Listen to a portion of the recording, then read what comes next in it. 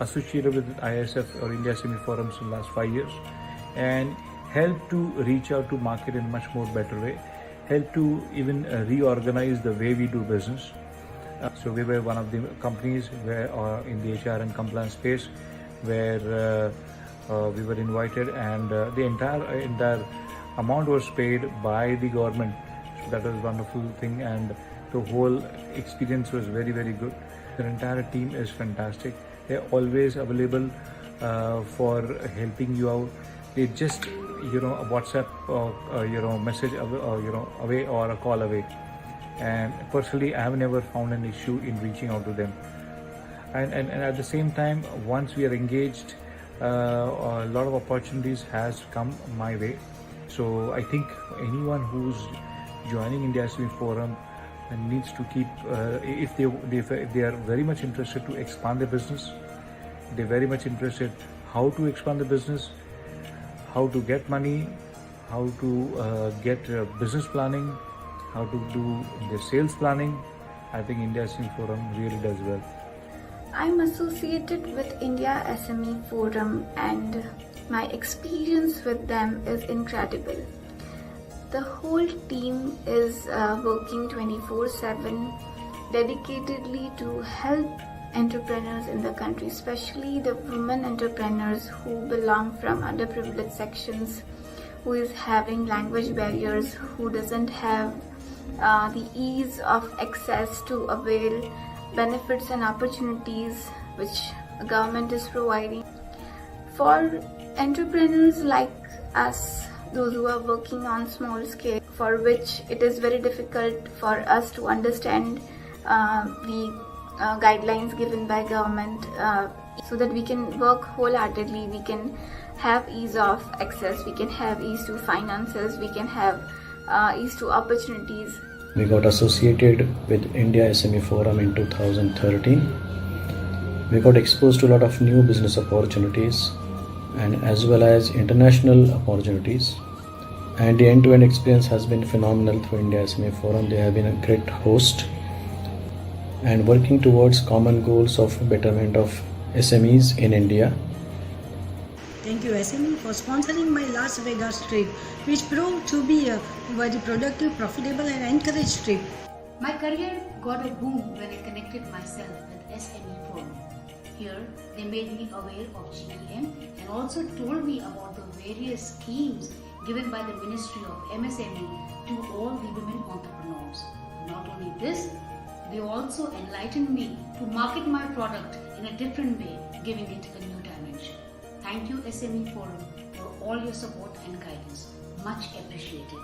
India Small and Medium Enterprises Forum had given me an opportunity to showcase Northeast India's handmade product internationally by sponsoring my visit. The networking opportunities were very helpful, connecting me with different business people and also to understand the international market. Right now we are in the process of developing a self-sustaining village model in Manipur, including a project to extract essential oil and to cultivate aromatic plants. India SME Forum has helped me to participate in international market and explore business opportunities. And even it's helped me to claim the cost of the education from the Ministry of MSME. ISF के जरिए मैंने पहली बार global market को समझा और उसमें काम करने के सर्विस स्टैंडर्ड को जाना. We are from biotech healthcare industry. Genetics has been part of the India SME Forum for the last 6-7 years. It has brought us a lot of value and learning, and as a small industry benefits from part of this forum, I know, as well as coming from the Government of India. India SME Forum has given me a big platform, and it is because of the opportunity I could come into contact of a bigger network, which is proving me very much helpful for my business. I look forward for the same support and opportunities ahead from India SME Forum. हम लोग manufacturers and exporters हैं flour mills and food processing machines के, और मुझे ISF के European Congress में जाने का सौभाग्य प्राप्त हुआ, जो कि पोलैंड में आयोजित हुआ था. इसमें जहां हमको बिजनेस की अपॉर्चुनिटी मिली वहीं पर बहुत से लोगों से मिलने का सौभाग्य प्राप्त हुआ एंड ये एक बेहतरीन अवसर था हमारे लिए अपने बिजनेस को यूरोप में बढ़ाने के लिए और इसके लिए मैं ISF और MSME मिनिस्ट्री एंड डिपार्टमेंट दोनों का धन्यवाद देता हूँ। जय Hind. I would like to give my heartfelt thanks to India SME Forum for allowing me to participate in the Shakti 2020 Expo, which gave a big boost to my business and helped me to network.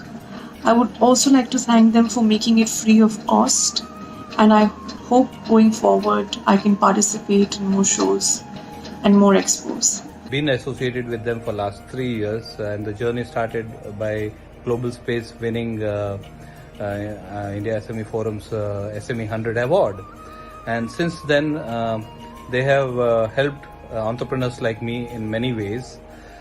Started with taking us to some international trips wherein it was a delegation for exploring business possibilities, and that gave us a lot of confidence and some opportunities which are critical for an organization of our size.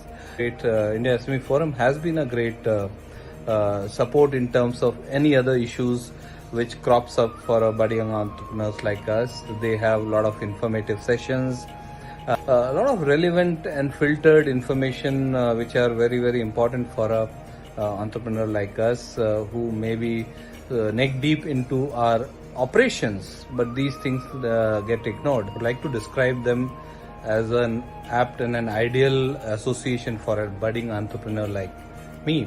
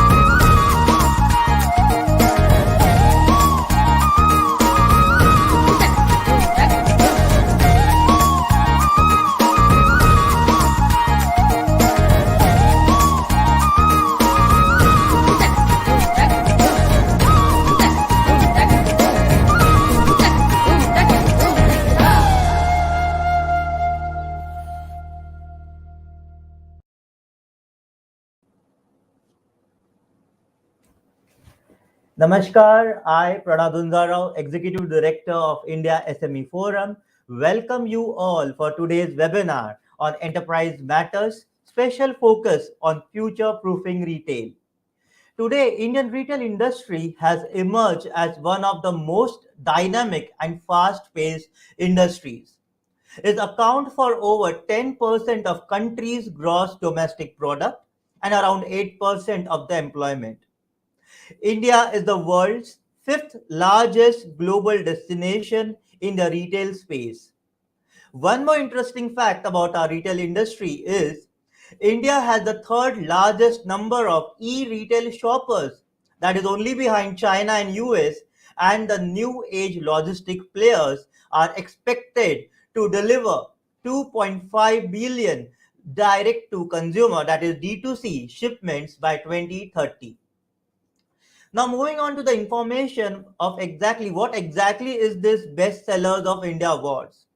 As you all know that the Ministry of MSME has now onboarded retailers and sellers in line with the revised definition of MSME. India SME Forum is looking forward to assimilate best practices of retail in line with the VUCA economy. Now what is this VUCA economy? VUCA economy is volatile, uncertain, complex, and ambiguous economy to support millions of retailers and sellers who are looking for support. we are launching the debut edition of Bestsellers of India Awards, which will be presented to our outstanding retailers on a zonal basis, starting with the southern zone of India, which will be in Chennai. These retailers or the smart sellers would be the one who have adopted the latest technologies, credit facilities, and digital solutions to serve the interest of the consumers. The winners will be felicitated in the presence of the union and the state ministers, leaders, visionaries representing retail industry in India. For more information on Bestsellers of India Awards, you can visit www.indiasmeforum.org/bestsellers. We hope such awards can boost the motivation of the retailers to adapt into digital era, and that is the future of businesses, and also it can help the MSMEs to sustain their business in this competitive retail industry. Without without taking much of your time, let me move towards the today's segment of special focus future proofing retail.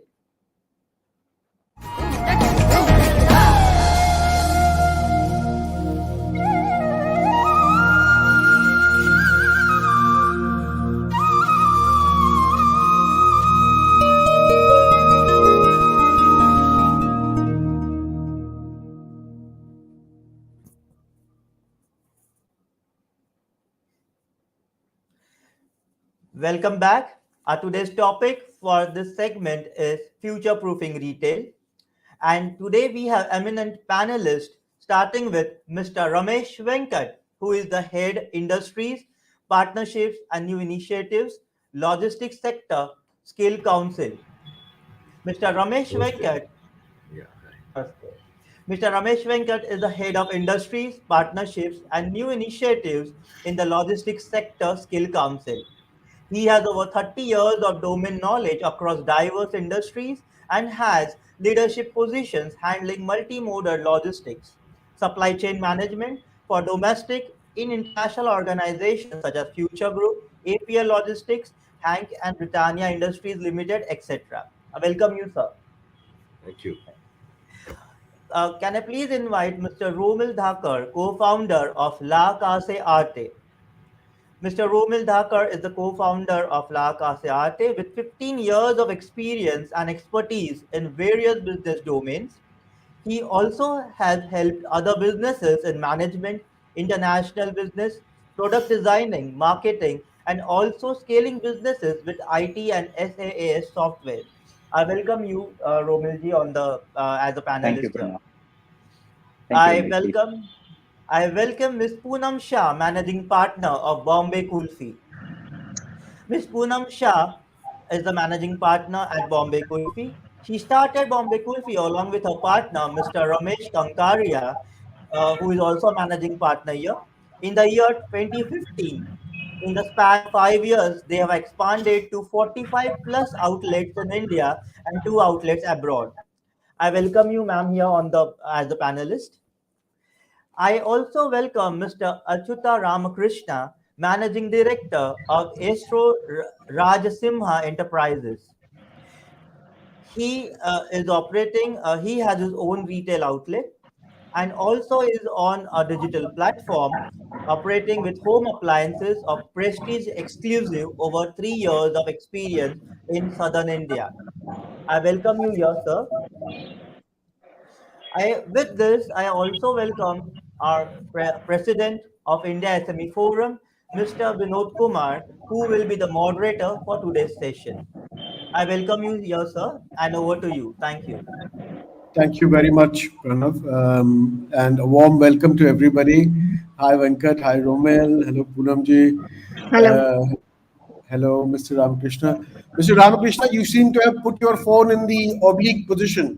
So you need to put it straight so that you are able to, we are able to see you properly.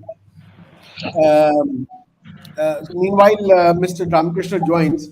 One of the things that we know and we understand that today's economy that we are talking about, like Pranav did mention, is a very precarious sort of an economy. We've just come back from a shock.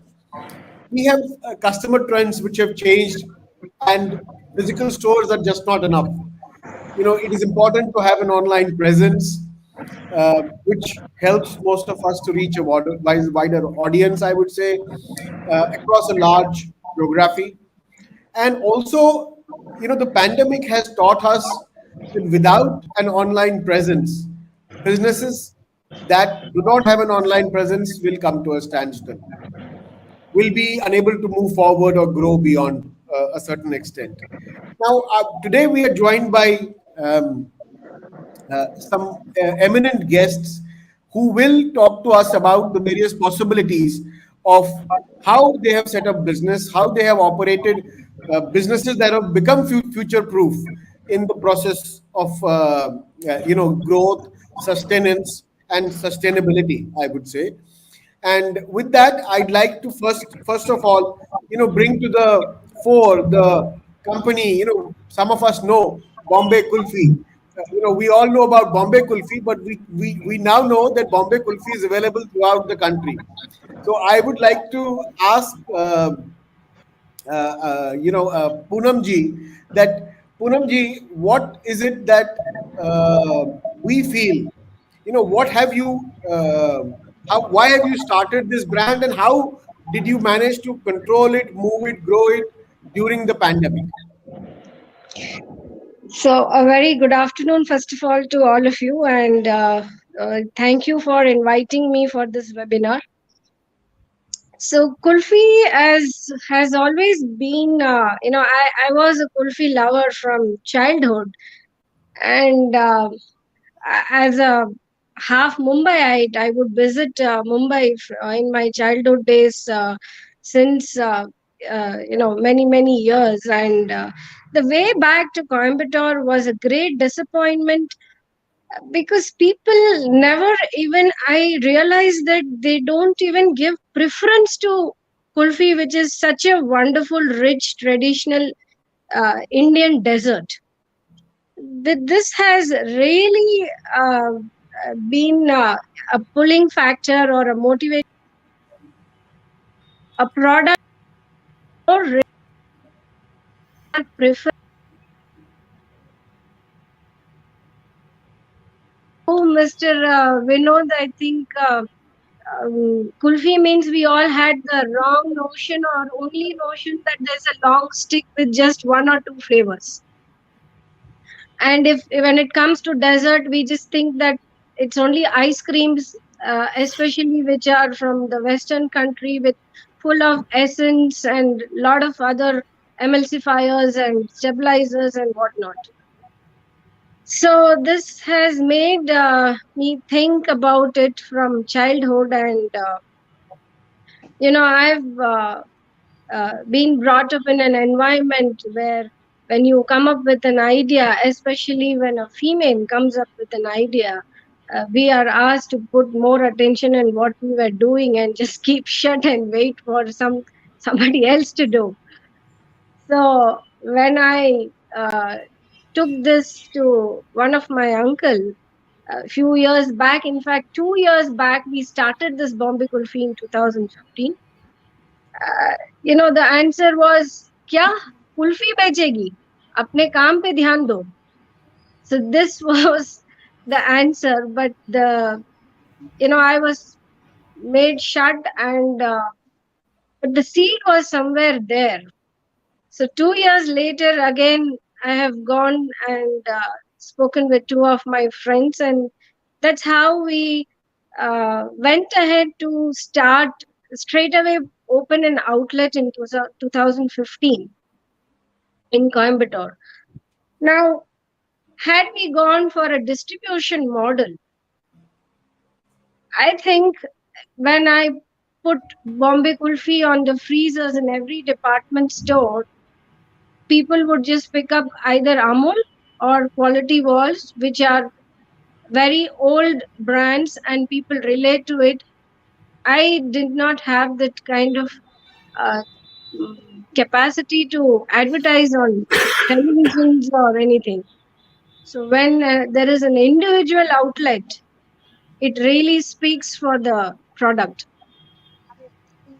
And during the pandemic, I think online platforms were the only platforms for, as you mentioned earlier, were the only platforms to really sell your product when you're in a great difficulty, especially in ice cream industry. It was very difficult when everybody was advised not to go for anything which is cold. But yes, online platform has been a great help, and I think it is way forward also that uh, that's that's the way uh, to have your visibility in the market apart from your whatever physical store presence in the city, because today it is the kind of lifestyle changes people have and the kind of population, the growing population. I think online platforms are one of the best ways to make your brand visible. So it has been really, really great help to sell our product and save ourselves from minimizing the losses. So you talk about the fact that it became an online became a sort of a boon for you. Now, how did a lot of businesses suffered losses during the pandemic? We all know that. How did e-commerce act as an escape route for your business at that point in time? So what I see in our case, it is like we are food industry. So uh, we were not allowed to, everybody knows that we were not allowed to operate our physical stores. Our model is a franchise model, and we have physical stores everywhere. We do not have a product presence in other department stores or supermarkets or hypermarkets where people go and pick up the product. Now, when you're not allowed to even operate the store, not even allowed to open the store, then the online platform, the third party delivery boys and companies like we all of us know Swiggy and Zomato, who are the food delivery partners, that was the only thing allowed, and that was the only way we could still sell the product despite of not opening the store, not operating the store, keeping it open, but still act like a cloud kitchen. In fact, at this point in time, I'd like to also add Romil here, and let's hear about Romil's story. I think some of you may not know about his company. I think we all need to know about Romil and what he does. So rather than me talking about him, I'd suggest Romil give you a little update on what he does and how he has built his brand, which is now known quite well internationally also. Thank you, Vinod, sir. Thank you, everyone on the eminent panel and everybody who's attending this webinar. A very modest story. I had nothing to do with business. None of us in my family had any business presence whatsoever for last 3 generations that I know of. Now, I was happily working with Aviva as a consultant in IT, coding day in, day out. And suddenly, some issues with my father's health brought me back to India. And as you say, when the God takes something, he gives back something. So he took my dad, but gave me this blessing that, now you are in your hometown. And of course, you don't have any escape route because you have the family, you have to take care of it. So I, without thinking, giving a second thought, I came to Udaipur. Now, when you see people around 10 years back, the whole scene, although it was the same before also, it looked very different. I was thinking it from a different perspective. Earlier, I used to enjoy the lakes. Now I used to observe the things. The observation came that, we are very rich in handicrafts. We are very rich in things, which after my travel abroad, brought me very close to that. Oh my God, this is something which I've seen in my hometown, and this is lying here, and the price tag is substantial. And then, of course, my other half being a statistic graduate, so we were going through some stats, and she said that, you know what, these are the 5 top commodities which are being imported in India. And I was like, okay, fine. And at that time, we were like, all our night discussions were around what to do in business. And then she gave me this hint, and then I was like, okay, hooked to it. And then, okay, If it is being exported, let's see, imported, then let's see what are the exports like. One common factor: oil is the biggest importer thing. And in terms of export, if you see, we do a lot of IT also, but then there is one common factor, which is gemstones. They are imported in India on the like it's in top 3 or 4, whatever, and they're also exported. Now, a basic statistic principle says that when it is coming in, going out, what you're doing is value addition, and that is where we sat down, figured out what we can do with gemstones. I then started studying about it, figuring out how we can put a value proposition to it, because gemstones are a very big domain. If you say per se gemstone, it is a value intrinsic thing, but then there were things which can be carved out of gemstone which are mere fraction of the cost and add substantial value. So if I say to anybody here that I can give you a bathtub made out of a stone, which is there on the crown jewel of Queen Victoria, you will have that feeling of luxury. Or I would say something which is made out of malachite, which is also part of the Premier League trophy, or items which are sitting on Ukrainian president, Zelensky. So the fact of the matter is, I mean, you have these stones. We figured out what the value proposition is, and that's where we started. Now, rolling back 7 years, today where we stand. So a lot of study has gone through it, a lot of deep understanding about how you can put them to the people there. So in India, we have a very, we all believe in mythology. We all have those kind of taboos and notions that, okay, if this thing doesn't work in our life, let's go to a Pandit. He'll figure out the stone you want to wear. We have a puja, we wear a stone, and then we have that faith that it's going to help us. Now, when you wear that stone, of course, there's a science attached to it. It gives you certain, certain things which help you align your energies. My concept, our brand concept is that if you wear the stone, you're healing yourself. If you put a product made out of similar stones in your home, you're putting your whole home in that aura. You're healing the whole home.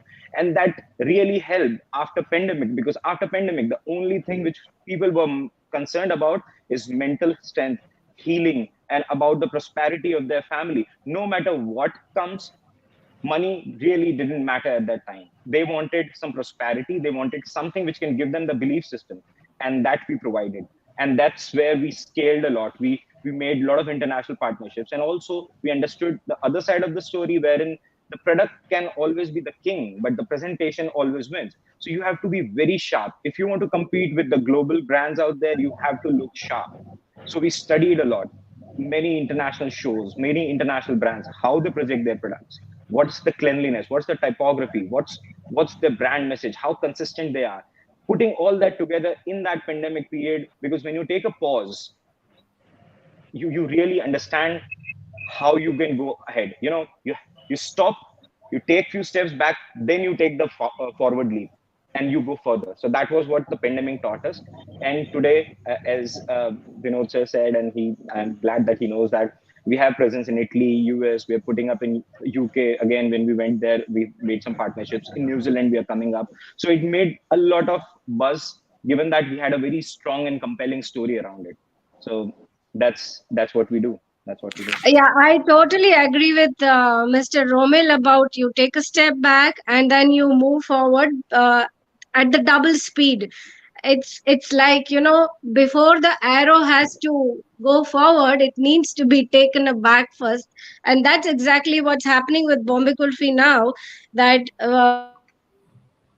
since ours is a franchise model and we have physical stores everywhere across India, we faced a lot of practical difficulties, and of course we did face closure of some of the stores. But today we are happy that they got closed, because we learned what was the mistake, and now we know how to place our stores, where, to whom we should hand over our brand, and whatever the other mistakes are. And now I think we are moving with the better swing, and I'm sure that 2023 Bombay Kulfi will have a big boom. Excellent. Every dark lining, every silver cloud has a dark lining, and it's the other way around. Every dark cloud has a silver lining. So I'd like to go to Mr. Ramakrishna and I ask him, about his brand. We all know about a lot of businesses, but I'm not going to introduce businesses. I'd allow Mr. Ramakrishna to introduce his business, please. Yeah, very good afternoon, all of you. This is Ramakrishna from Vizag. I was from PTK Prestige franchisee. Previously, I have a 15 years experience in sales as a marketing. And then after I took the franchisee in 2017, and 2 years was going good. After 2019, the world has seen COVID virus because of lockdown. We are facing very struggle because of people are not aware, not able to come out purchase the products in a retail stores. Everyone is based on online. The situation we are struggling very bad. At the time we are tie up with some online payments like uh, Amazon payments and Bazaar something, so that we are able to reach the customer as much as possible. Because of there is people are not having a physical money. Banks are also restricted their hours. People are not went to the banks to draw the money. So the difficult situations. At the time, e-commerce, a very good opportunity to make the business to reach the customers. That is the main help us in e-commerce. And nowadays, people are buying some online platforms, so not stick on that only retail outlet. So we are spread our wings through online to reach the customer like Amazon, Flipkart, something. The price part also we are struggling, but as a company franchisee, we are happy with that company people. We given a best price to the customers as always. Help of mode of payments like Amazon and Bazaars, like that. Thank you. In fact, what I wanted to add here is, this pandemic has sort of forced all of us to basically rethink our entire supply chains, and that is why maybe an online presence is something that cannot be compromised with. We have Ramesh here, Ramesh Venkat here. So I'd like you to come in. What are your views on this? Supply chains completely reimagined when it comes to having gone through the pandemic time, the entire ecosystem has changed, and now this omni-channel model, it seems, is here to stay. Yeah, so thanks, and it's a pleasure yet again to join you and the panel. The customer demands have ever been changing. Since the rise and wide adoption of omni-channel, multi-channel, the sale approaches, e-commerce has boomed actually post-pandemic. And across the globe in India, online sales are now account to close to 12 plus percent, and it is to reach about nearly 18%, 18 to 20% in the next 2 to 3 years, with all the payment, digitized payment going contactless, faceless, paperless. So the logistics operations has proved to drive lower cost than, I mean, drive low.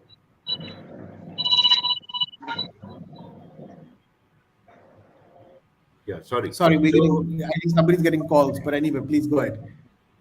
yeah, so the logistics today with a lot of policy things in the offing, it is to try and fix the loopholes and drive the cost lower so that the MSMEs, sellers uh, can make a better profit out of it, and the customers can expect their shipments to reach far wider, which could probably have a ripple effect.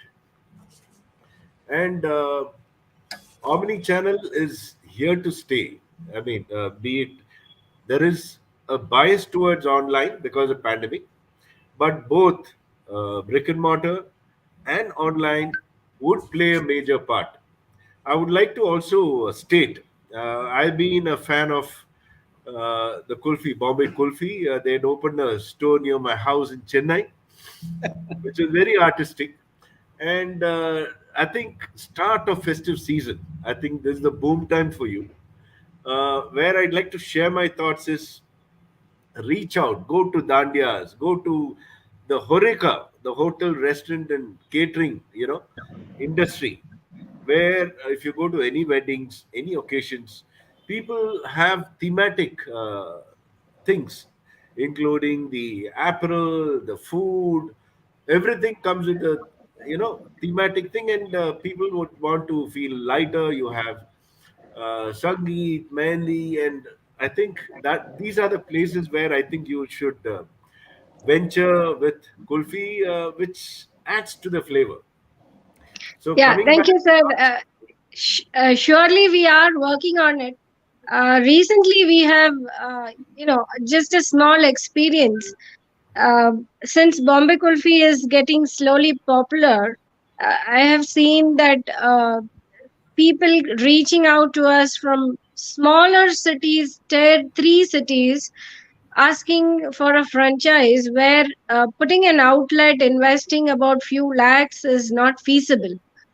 And as you said, reaching out to all these sort of functions, the exhibitions, the local exhibitions or the local wedding functions and all, we have launched a lesser quantity kulfi sticks, a product with a multi-color packaging, especially to cater to all these segments. And we are going to places now, and also designed a kiosk model which is working very well in the malls as well as in other areas, in NGOs. There are a lot of NGOs who have their own premises. So we're working with a lot of segment of people and making it more um, economically also affordable for all segment of people. So it is enjoyed very well by everybody. In fact, I'd like to bring in Pranav here. We've just completed a survey of those that are in the B2C space or business to consumer or direct to consumer space. And what we figured out, there are some notable facts. Maybe Pranav can take us through some of the facts that, the survey has brought forth, and we can then discuss some of its points. Pranav? Yes, yes. So what we have done is, like, as we all know that the festive season has, just came in, starting with Ganesh Chaturthi, then Navratri, then Diwali, which moves towards Christmas. We have asked our B2C entrepreneurs few questions and to know what exactly are their objective, to know what exactly they think about this festive season. And I'll just, so we had One of the got questions that we had asked Pranav was that, how many of them have actually made plans for the festive season and plans for both online and offline. And there are quite a few who said they are already on, and there were some people who said they are still not online to a certain extent. So what are the numbers there? So yes, so the thing is, around 76% of the respondents said that they are online, and there are 24% of the respondents from the total responses were around 892. From that, 24% said that they are not online, and so that was the result of that particular question. If we can discuss that point, that you have many sellers who have not yet entered into the digital world, and we keep on telling them that it is high time, whether it is through your mobile app or whether it's through WhatsApp business, whether it is through having your own website, whether it is through international portals that are helping you gain access to international markets or national portals which are helping you to or supporting you to reach out to a wider cross section. And we've been telling this to all people, but what do you say to people like that? What can be done to encourage some of them to come into the digital, understand the digital era, and help them in expanding their business? Because otherwise it faces a very bleak future, no matter how much they might feel that they are competitive and going to stay on for very long. I mean, maybe Ramesh, Romil, Poonam, anybody can come in. I'd like to have cross-sectional views. Yeah, go ahead, sir. Yeah, Poonam, I'd like to quote an instant. In fact, last week I was in Bangalore for a mega automation show in Bangalore. I mean, it's like having a show in Pragati Maidan. So this is all on robotics. Okay, automation, manufacturing, 25 sectors where there were thousands of visitors, including me. And the takeaway was, in a corner in an automation show, there was homemade achar. And it was selling like hot cakes. What is automation to do with achar? I mean, it was a myth buster. Everybody came there, started tasting it and buying it. So I think you need to spread out these avenues. I mean, today it is an era of collaboration and not competition. Certainly, sir. Certainly, we are working on it.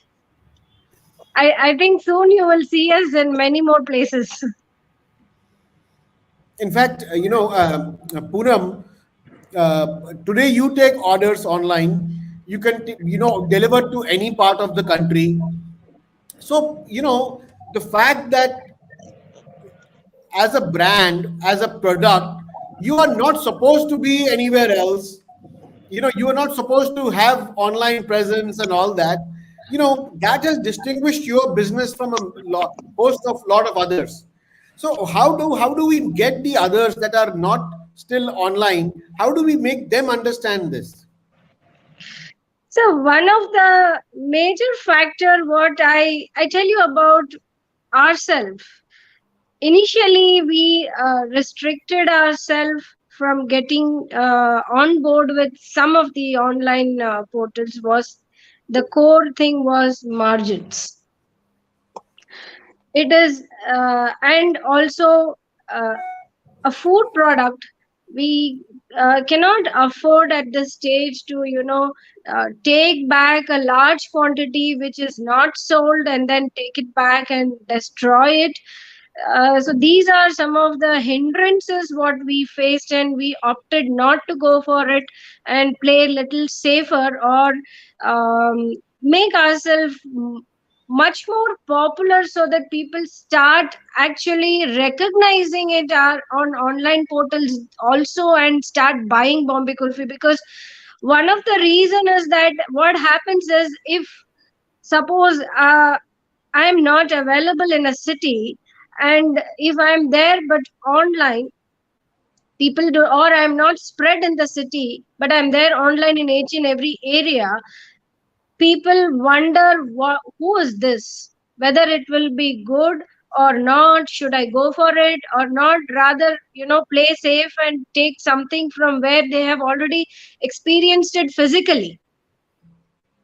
So this was one of the factor which made us think that we should first it's very important for you to first exhibit yourself by keeping some physical presence, to understand the customer has visited you once, he has a thorough trust on the product, the brand, the service, everything, the pricing. It plays a very, very major role today. If I have to sell one kulfi, which will cost online purchase where my MRP is 50, and if he has to land up buying at 90 rupees one kulfi, way too expensive. So pricing factor and the margin factor is one of the hindrances I feel for online portals going online, and maybe this is something which might be restricting people to come on board. Now, but of course, on the other hand, as a marketing strategy for their better visibility, I think that something has to be worked out, and yes, people has to be encouraged to have this omni channeling for their product. And also, one of the thing what we adopted was, uh, you know so a few months back, I was just in a store and talking to my staff and asking whether how many online orders did you get today. So he said, um, actually, it is getting lower and lower. So I asked him why. So this was the discussion, the pricing factor and all that. So what we did was that we said, okay, uh, we will have our own delivery services. So this, at the local level, I feel that people can actually opt for this, especially even today. I see that there are kirana stores who are still doing this kind of their own deliveries, by which people stick to them. If they come online too, then I think that by word of mouth also, they will others will have better trust and opt for them, thereby helping them to increase their brand or product sales, everything. So I'd we like need also to. to bring in Romil on this subject. Well, thank you. Omni-channel again is a big topic. It's a wide topic. Sometimes our products are not suited for that. So, for example, Poonamji said that the product price is in the range of 50, and the customer would not buy it for 90. But then sometimes we also have to think it in a different way. Like I would say, let's take an example of a car company. Now they cannot sell cars online, but what they are trying to do is trying to sell the experience online. They are creating content which shows, if you buy my car, what experience you are getting, how happy your family would be, how you will have those memories with your family when you go out for the rides. You have had ambassadors before. Now you see our car which has a removable roof or very heavy music system. So when you sell that experience, that is also adding up to your sales later. We do the same thing. So we are not selling something online, but what we are trying to do is give them that glorified picture of what are you going to get out of our product when you have it. So once they see that glorified picture, that oh my god, that oh my god feeling, they come up as our customers. Maybe they'll call us, maybe they'll put us an email, maybe they'll get in touch with us in direct form. But of course, the efforts we made on various channels has landed up in sale. It should not be a direct proposition to the product being sold there, but you can always enhance that experience or give the customer that kind of a feeling that, okay, if he doesn't buy something from us, or if he doesn't have this product, he has something missing. That FOMO factor can be created by many terms, and that is also something which we can do if your product doesn't really fit into that direct sale model when we talk about omni-channel. So one aspect to look into that is you should never stop. You should keep doing. You should have your presence in whatever way it is feasible for you. If you're not a B2C company, B2B companies are also there, but they are putting their products, then making sure that their digitization is visible to people. People can reach them from there. Reaching out is also partial sale done. So if you have a channel from where the customer can directly connect with you or learn about your product, that's half of your headache gone. If you have a great digital presence, and that eventually ends up into a sale. So my advice would be, whatever the product is, whatever the service is, nobody should cut the corners here, should invest in digital presence, should be trying to put very honest content about what they're trying to do and how they are trying to help people, and what value it would bring to them if they get this product. And that will really help accelerate your sales. Sorry for the Excellent. Yes, in fact, Pranav, please go through the rest of the points of the survey so all of us are enlightened. Sure. So the survey we conducted, we got around 892 responses, which was completely SMEs who are facing B2C and D2C, B2C or D2C sector. And the first question when it comes to how many of those MSMEs are selling on e-commerce platform this festive season, we got 72% who said yes and 28% who said no.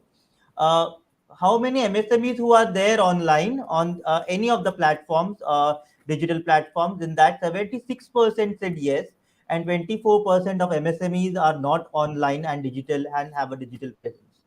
Uh, we also asked, are you launching new products this festive season?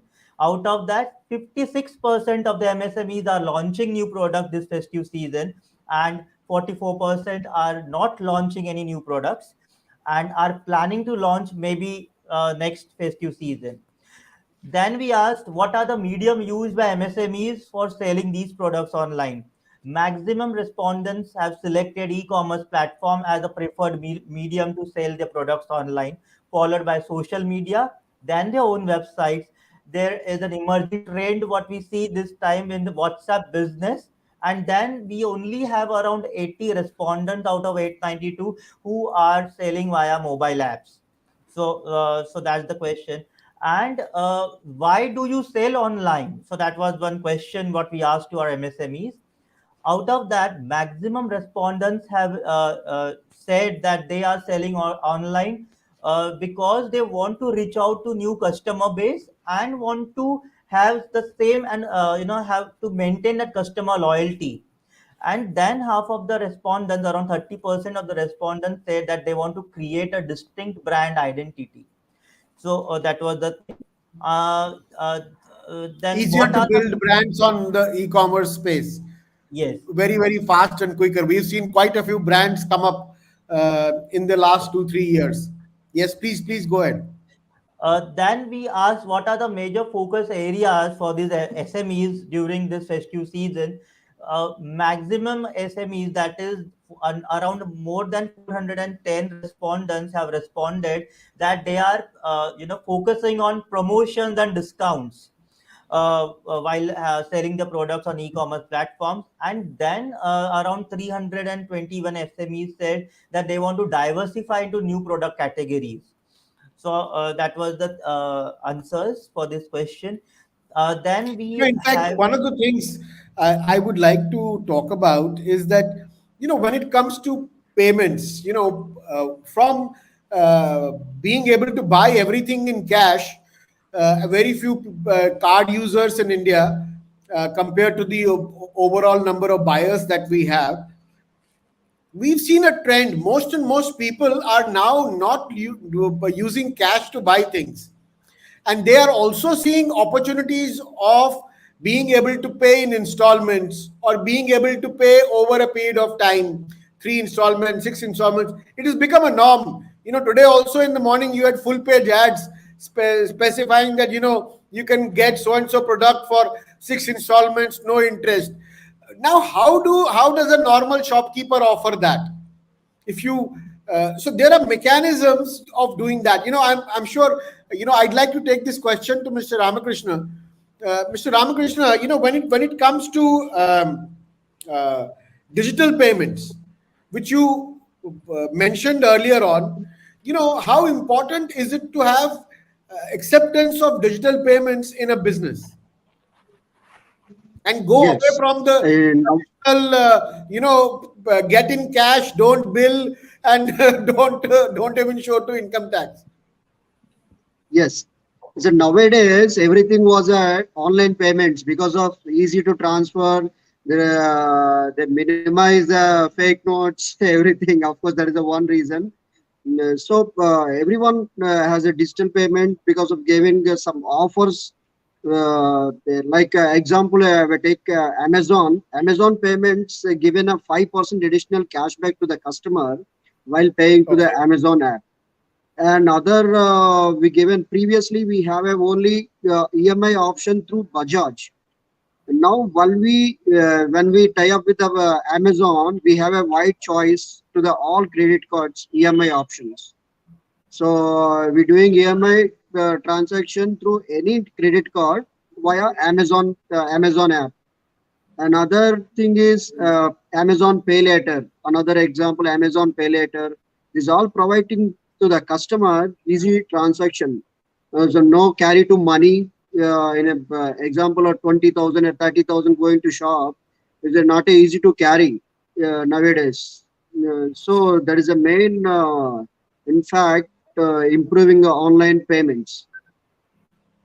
In fact, I have personally stopped carrying cash. Today morning, somebody was asking me 500 hai kya? So I said, I'm sorry, I have 20 rupees in my purse.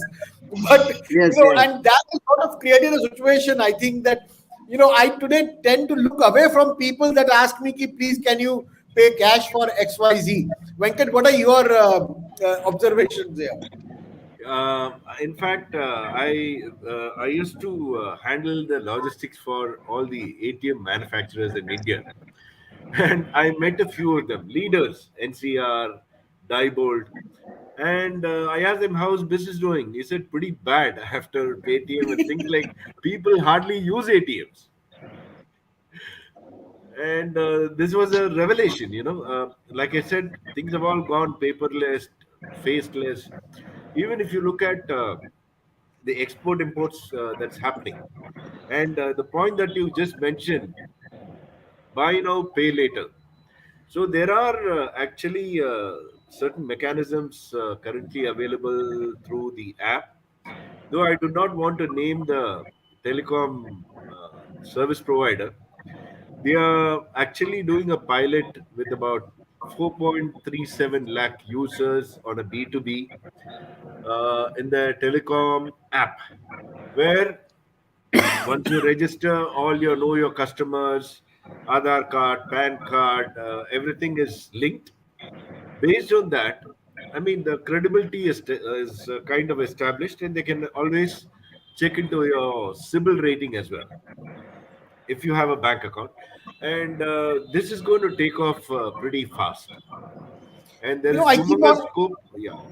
I keep on talking about this, Venkat, that we have millions and millions of micro enterprises and small enterprises. And during the pandemic, a lot of people came and said the government is not wanting to help us. The government is not giving us COVID relief. But the problem when we talked in government was also the fact that you had a situation where the government has no idea what you are doing. The only people who have ideas are banks.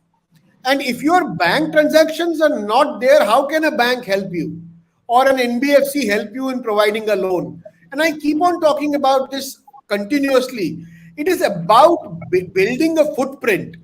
And digital payments today help you to build that footprint, which tomorrow demonstrates to any non-banking finance company or a microfinance company or a bank that you have certain amount of turnover which is coming in at certain intervals, and there's a cycle in the business, and so they are able to fund you. Even though we have so many schemes which are already available for funding without collateral, but they still need a footprint. They still need some paperwork to be seen. If we have nothing, unfortunately, a lot of the businesses also shut down because they had no footprint. They had no means of establishing that we have a certain amount of turnover in the past years. So those were the issues. I mean, I'd like to go to Poonam. Poonam, for example, in your business today, you have so many franchisees and stores and all over the country. So do you accept digital payments now, or is that the norm?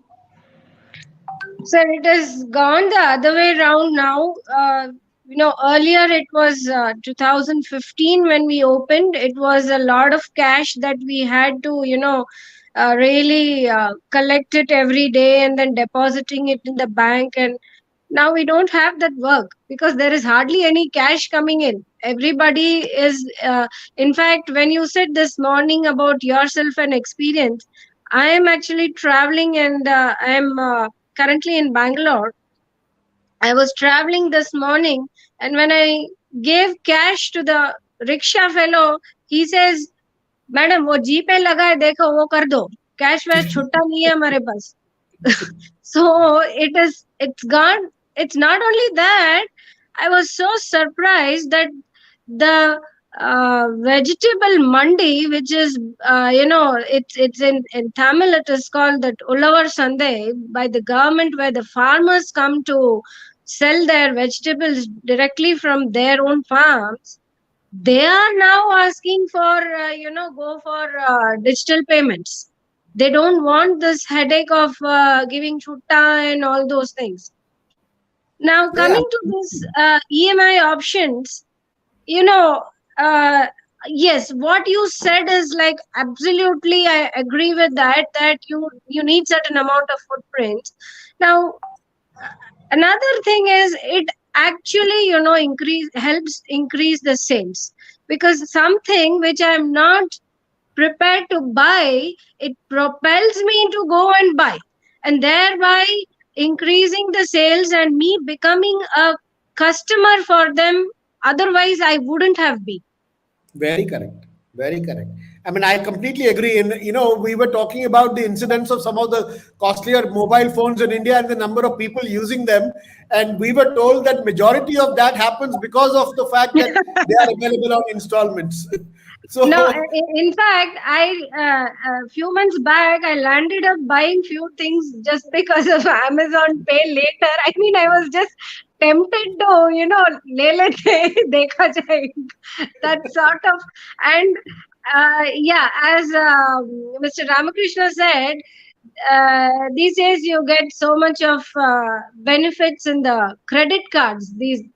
So although you have a balance, but just for the sake of enjoying the benefits that the credit cards give, we start using credit cards, especially while booking your travel tickets. Very correct. Very correct. In fact, I'd like to bring Romil in. Romil, we talked about this earlier, that omni-channel is the way to go, except going digital is the way to go. But you still have, back in Rajasthan itself, I had come across quite a few, I would say entrepreneurs who say, "Nahi sir, we are fine with dealing in cash, और हमको bank से loan भी नहीं चाहिए, हमको कुछ नहीं चाहिए, हम लोग ठीक काम कर रहे हैं." तो उनको क्या बोला जाए? Sir, I would only say that, when we're talking, as the subject says, it's future. Now, it takes wisdom to understand and adapt what would be coming in future. Those people who are now saying this, that we don't want it or we don't really need it, we will talk to them after 5 years, and I'm pretty sure their stance would change. And then they will say that, okay, I should have adapted when the time was right. So right now, those who are forward thinking, those who understand that the future is taking shape in a very different way, they will have to take steps right now. If they don't, then they'll have to be always in that chase, in the cat and mouse race, that we have to catch up with people. And probably it's the same thing as many people now feel that we should have bought Bitcoin 10 years back, when people were saying, okay, buy it, and they were like, no, this is fail. So it's all about your vision and how broad you think, how forward thinking you are. And if you can adapt right now, take the leap, that's the best time. Excellent. We are at the fag end. I'd like to summarize some of the important points that we've discussed today. First thing that we discussed was that e-commerce helps us to get an audience into our physical stores also, especially those who identify products online but want a touch and feel experience before buying. So you can find it online, you do Google for it, but then you want to go into a store to buy. So, but if you are giving a good price there and the guy feels that, this guy is good, he comes to you immediately. Even in South India, one of the things that we discussed earlier, that businesses in South India, there's a huge opportunity to tap into festive. You already had Onam. Now you'll have Durga Puja, you'll have Navratri, you'll have Diwali, then Christmas. There's so many things that are there. And this is a time when customers loosen their, purse strings. And e-commerce can offer you the opportunity to tap into this entire season and generate exponential revenue. The third thing that we discussed was, when it comes to building new products, getting in new products inside, the consumers' minds, testing them out, the best option is e-commerce. Fourth that we discussed is when it comes to branding. If you do traditional branding, you have to put ads in newspapers and visual media and everywhere. Here, at the click of a button, spending maybe 1/20th or even less, you are going to become a brand if you have the right product, the right quality mix, and you have the consumers in mind. And last point that we discussed was that rise of digital payment ecosystem, where the consumers want more choice, they want payment flexibility, they want card payments, UPI, Amazon Pay, Phone Pay, all of these mechanisms. And we have to figure out how can we offer all these things and stay competitive while we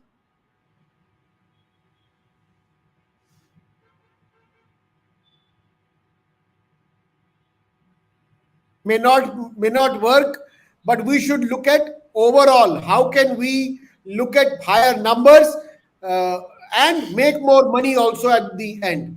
So thank you very much, ladies and gentlemen, for joining me today.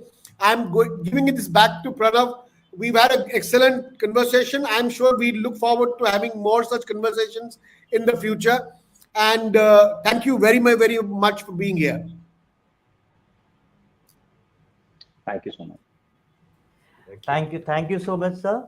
Hope every one of you had an insightful discussion today, and we understood that why retail is very important sector which will fulfill our Prime Minister's dream and vision of $5 trillion economy. Today's retail industry is evolving. Technology adoption is at all-time high, and traditional retail is now becoming a modern by adopting the digital route. At India SME Forum, we take pride in having a mentor pool of 120 plus experts from various fields and sectors, and more than 6,000 plus entrepreneurs who form the League of Extraordinary Entrepreneurs of India SME Forum, who are always keen to handhold, guide, and support and mentor other entrepreneurs who are in need and who wish to break the glass ceiling. I take this opportunity to invite each one of you to become a member of India SME Forum and be in touch with us on continuous basis. With this, I would like to share the email ID of our membership desk, which is members at indiasmeforum.org, that is org. And if you need any mentorship for your own business, we have our mentorship ID, that is mentor at indiasmeforum.org. You can, for more information, you can also visit our website, that is www.indiasmeforum.org. With this, I again thank our moderator, who is Mr. Vinod Kumar, along with our panelists who joined our today's session. Thank you once again, everyone, for watching. We are happy to help you and support you in your business. Stay in touch, stay safe, and stay healthy. We'll soon connect with you with another episode of Enterprise Matter with another new topic and a new challenge. Namaskar and Jai Hind.